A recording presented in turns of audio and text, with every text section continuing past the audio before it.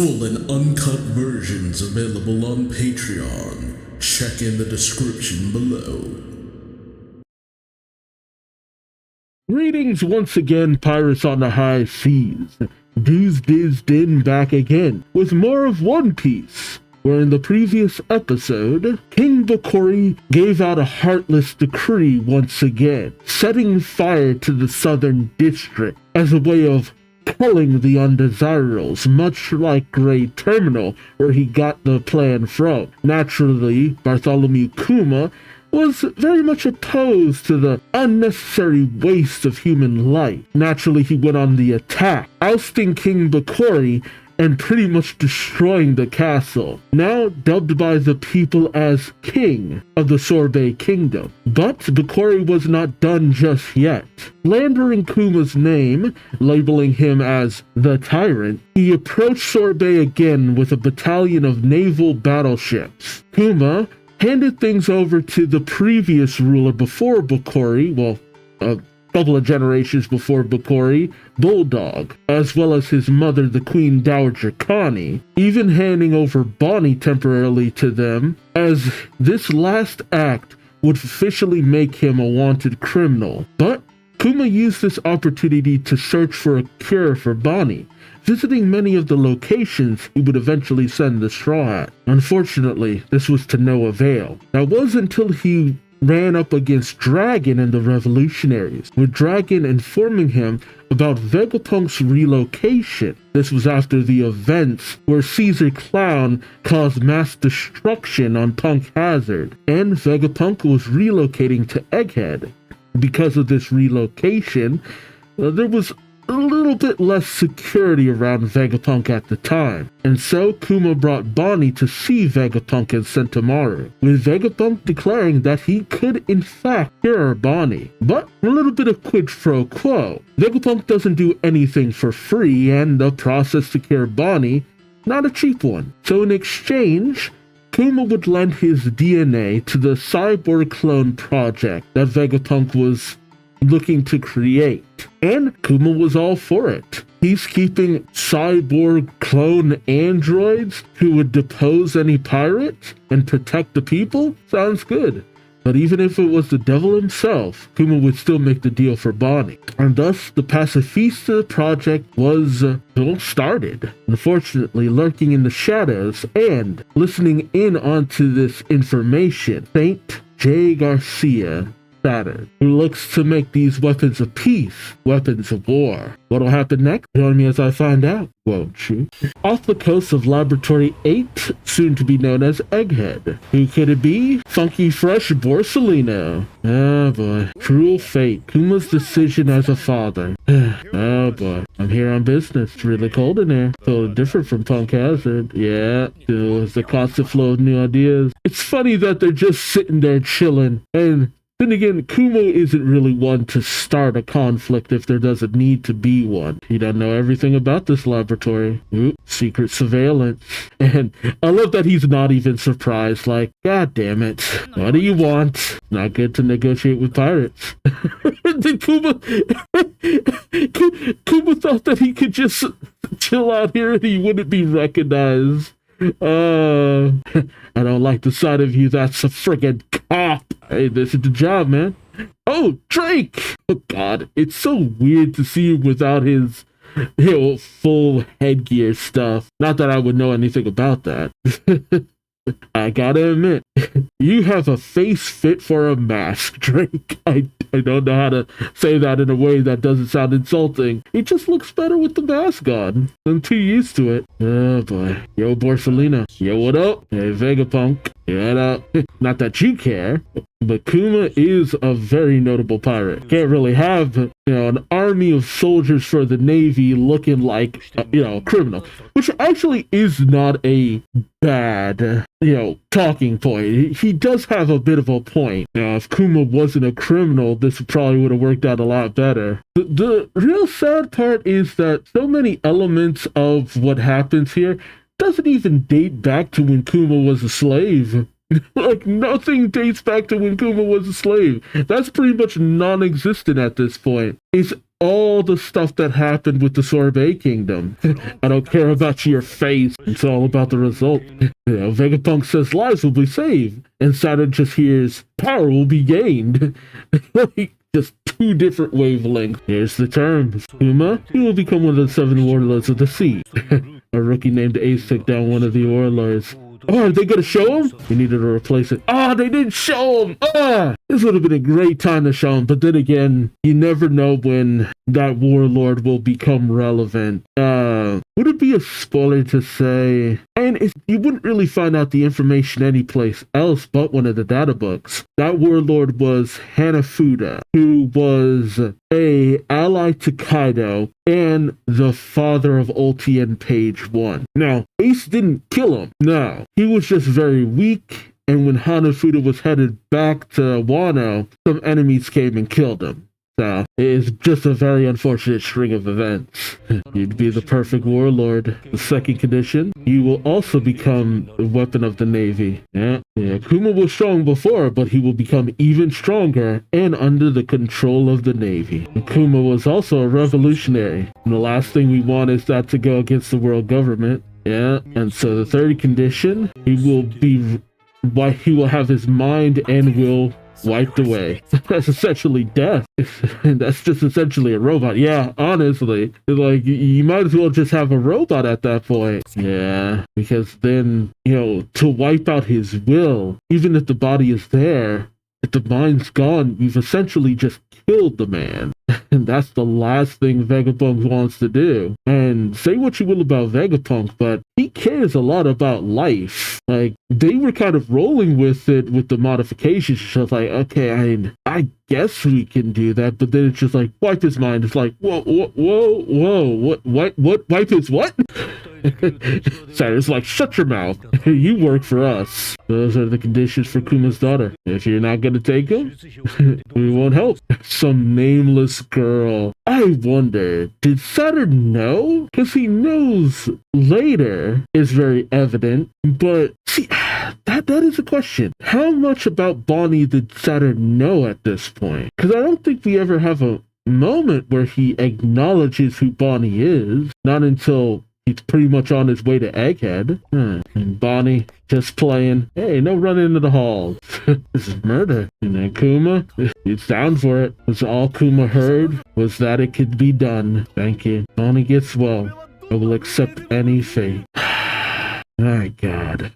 He didn't care one little bit for himself. Just like he always has. He cared more about what would happen to Bonnie. Even Barcelino had to acknowledge that, because I think Kizaru, I don't know. Did Kizaru even think that Kuma would accept such terms so easily? Did he maybe even want Kuma to make the despicable choice, the selfish choice, to prove something? Maybe they would have forced things. It's really hard to get a read on a lot of Kizaru's mindset through a lot of this. And you can tell that he's not happy, but there's a lot of nuance you're not able to get out of his reaction.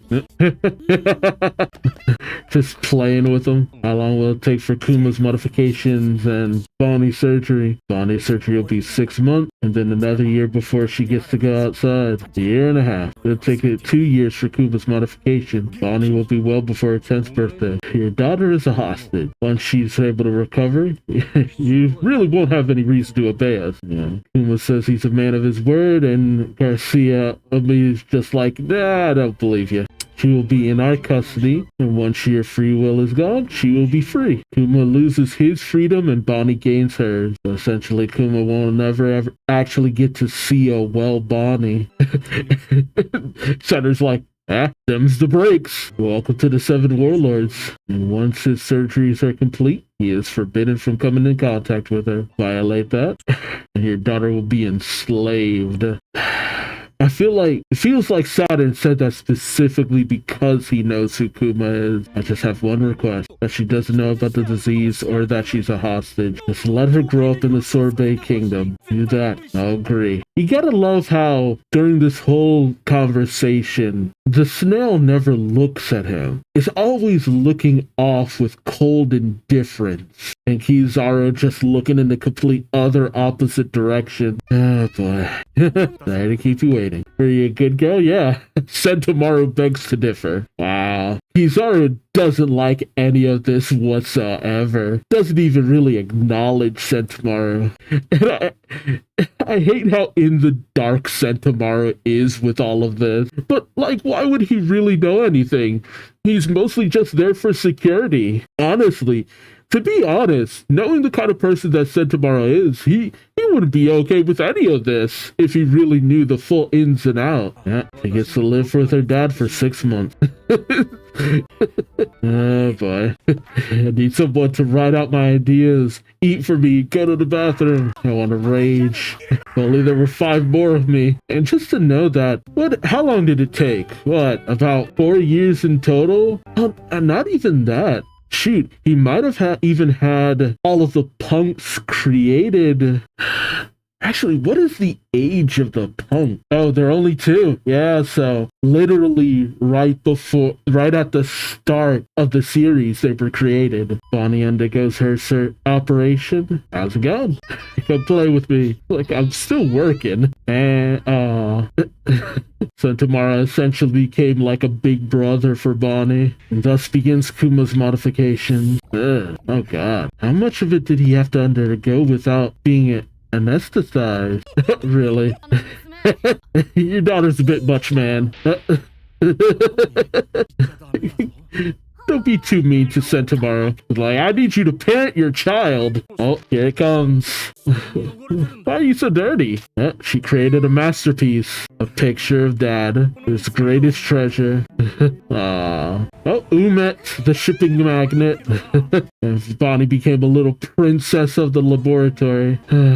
It's such a bittersweet thing. They got to spend so much time together, but she never knew what was really going on. I mean, now she knows. Now she knows everything because she looked at his memories. Oh, another operation. Oh, can you smell it? It's Bonnie's favorite food. And Kuma and Sentomaru making a pizza. Ah, look at that cheese. And the thing that just Kizaru, Sentomaru, Vegapunk, and Bonnie and Kuma all just chowing down. It's just a who's of Saboti. Even the other scientists and drinking beer. Oh, and the Nika dance. Oh, everybody join in the Nika dance. Oh. And of all people, Kizaru and forcing Sentomaru to join in. Everybody do the Nika dance. God, just like the absolute joy on their faces. Like even Kizaru looking the happiest I have ever seen that man. Just, like it just, I don't know, man. It just really kind of breaks my heart in so many ways. And then 6 months later, in another year, she'll be cured. Once I get well, can I come visit? Of course. Yeah, you certainly will. Yeah, it's been a long time since she's seen the sea at this point. You'll be able to see the sea soon. Back in the Sorbet Kingdom, a whole welcome party. And in 1 year, she can go outside. Everything worked out right before she turned 10. Hold back, Connie. I won't be able to come back for a year. All right, Tia. We'll watch the horizon together. Next time we meet, I'll take you anywhere you want. It's like, yeah, he shouldn't lie, but at the same time, all he wants is for his daughter to have as many happy memories as possible. Even if going forward, he's not in them anymore. Alpha, agent of Cypherpole, Cypherpole number 8. And you're not really informed of this, the sister of Khalifa. That is not the outfit of a nurse. Nice to meet you, Bonnie. Such an obviously fake smile. The sinister nature of Alpha shows why she's only 8 and Khalifa was 9. Because Khalifa could actually mask her sinister intentions a little bit better. And Bonnie could feel it too. What are you building outside? Housing. Oh god. Look at that thing go up. And not just housing, a frigging gate. everybody better have ID. A child's neck, snap it like this. Yeah, I get it. Thank you, Bonnie, for being born. The same thing his parents said. So Bonnie it's like he wants to make sure that Bonnie always know that he is grateful to having her in his life. At the very least, I also feel like he wanted his last few memories of Bonnie to at least be of her smiling. And that smile immediately fades as he can never see her again. And that's how, from this point onward, we would always have that somber expression. God, it recontextualizes so much about what you see of Kuma from this point onward, all the way back up to present day. Because that sullen expression he always has, that grim face, he just seems to not really care about anything. That expression that before always seemed to make it seem like everything was just kind of beneath him, or he didn't really see any purpose behind a lot of things. It's like, no, not at all. It wasn't that. It's just that he resigned himself to his fate, and he had already kind of shed all the tears he could really shed. The only thoughts in his mind was that what he does is just for Bonnie. It's all for Bonnie. You know? I mean, shoot, it's literally that Simpsons Homer's do it for her little meme with the pictures of Maggie he put in his workstation, just to make sure that he always had the reason that he goes to work every single day just there, no matter what. No matter how he felt about what he had to do, it was always for her. Like, one of my favorite Simpsons moments. Shit, that's my mindset a lot of the time when I have to go into work, dealing with people who just don't treat you great, man. And it can be hard sometimes, but you have people that you want to just give the best, or give as much as you can for. It doesn't make it easy, but you'd bear anything just to do what you can for them. That's what it's all about. The always obedient Kuma. Oh, the Flamingo, a new member of the Seven Warlords. Kuma the Tyrant, another bad guy has emerged. So funny that they were introduced side by side too. Just two completely different ends of the spectrum. Oh, Crocodile. And Robin's with him. You want to know about the new warlord? Don't care. Did she take care of the witness to the rainmaking ship? Yeah. Oh man, I missed that look for Robin. I honestly just miss Robin wearing the cowboy hat. Oh, Mihawk. He's as huge as Whitebeard. Oh man, the way Alvida used to look. My god. Back when Kobe was with her. He's stronger. Him or me? Kobe! Of course it's you, Alvida. Yeah. Dang. How long did he say he was with Alvida? A whole year? Oh, an ace out on the sea. Yeah, Jinbei. They found a replacement for the guy I took care of. Man, Jinbei, Whitebeard, and Teach, and Ace. Oh my god. And Marco. Oh, they even mentioned his name. There wouldn't be a fuss if you didn't defeat Hanafuda. How do you feel about the guy? I'm trying to make a decision. A former king? Oh, there's an active king in the group as well. Yep, Doflamingo. Well, is he talking about Doflamingo, or is he talking about Hancock? I mean, she's a queen, but another ruler. Doesn't matter to me. I'll never go to Central. Gloriosa. And freaking second time Gloriosa has showed up in this flashback. That's so wild, too.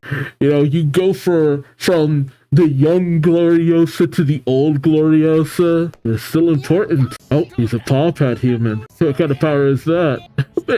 She's not even gonna show Moria's face? No, I guess not. And Dragon. Again, another person who I would love to know what is going through his mind right now. It's just like, did I make a mistake here? I can only assume. Because it's like, okay, this is very much not what I was expecting to happen when I told him about Vegapunk. Like, did I mess up? The warlords work for the government, right? I wouldn't join them. I do love that he made his Jolly Roger the drawing from his daughter. Oh, that's so adorable. That is so adorable. Dad goals. Dad goals. Dear Bonnie, I'm writing to you at sea. And he keeps that drawing from her on his ship. I'm a little famous, so it's hard to travel. I'm doing well. Thank you. How's everyone doing? I'll find places we can visit when you're 10. Oh, I saw Kuma, new warlord. Where is he now? Yeah, when Luffy was... Shoot, how old was Luffy even at this point? Honestly, they kind of make him look almost the same age as Bonnie. But by this point, this is the first time Luffy has really appeared in this flashback, isn't it? Now, isn't he 16 by now? Or is he...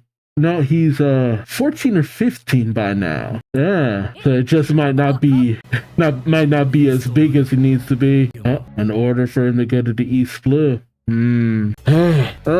It's when you see how everything just lines up. Cause I really gotta give it to Oda that he was able to make so much of the timeline just add up. Just so exact. It's like you have this thing over here, this thing over here. This makes sense. This makes sense. Oh, this recontextualizes this. It shows where this person was here at this time, and this time, and this time, and this time. And getting to see all the other warlords during that point. Ah, man, it gives you a sense of nostalgia, but it's kind of surreal to now have all that context to that nostalgia. And yeah, it's retcons because the Seven Warlords weren't even supposed to be a part of the story originally. But between the Warlords and the Supernovas, Kuma and Bonnie, dude. And it was only ever supposed to be the Yonko, the Four Emperor. But the Warlords were an addition that Oda put in to spice up the story. And all the Warlords have been important. And then the Supernovas were a last-minute addition that Oda made to spice up Sabaody. And all the Warlords have... the Supernova have been important. The Super Rookies. It's like... Dude, they have just mattered so much. And Jinbei being a part of the crew, Doflamingo and Dressrosa, Moria and his ties to Kaido and Thriller Bark. And shoot, Doflamingo was also tied to Kaido. Hancock and her ties to Luffy and Rayleigh and Shocky and who else? Crocodile, how important he became and his involvement with Buggy and Mihawk's involvement with Shanks, and then Jinbei, who's a part of the crew now, Kuma, who has all these ties to Bonnie and Kizaru and Sentomaru and Vegapunk, and one of the elders and the revolutionaries. Let's see, Crocodile, Doflamingo, Kuma, Moria, Crocodile. Hey, no, I said Crocodile. Hancock, Jinbei, Kuma. That right? I feel like I said some names twice. That was all of them before. And then you have the later warlords.